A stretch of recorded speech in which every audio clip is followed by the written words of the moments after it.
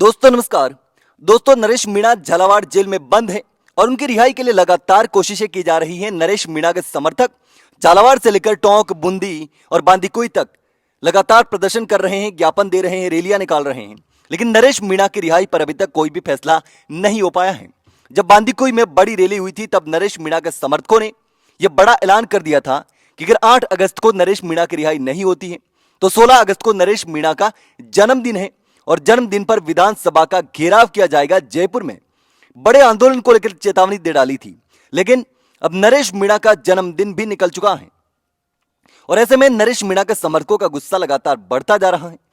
और जिस तरीके से लगातार नरेश मीणा जेल में बंद है और उनकी मुश्किलें बढ़ती जा रही हैं, नरेश मीणा को जमानत भी नहीं मिली, जमानत भी खारिज हो चुकी है और ऐसे में अब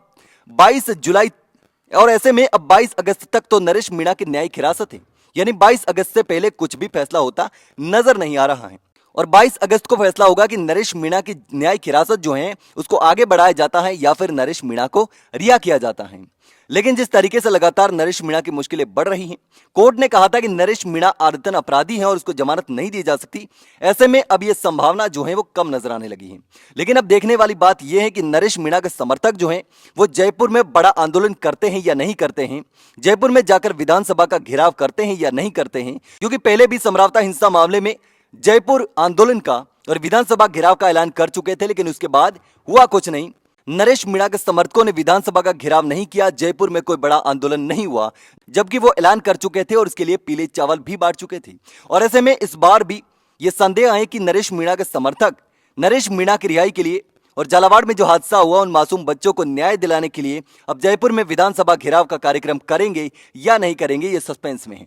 लेकिन दोस्तों क्या अब नरेश मीणा का जन्मदिन जो है वो भी निकलता जा रहा है, निकल चुका है और ऐसे में नरेश मीणा के समर्थक लगातार सोशल मीडिया पर ताकत दिखा रहे हैं।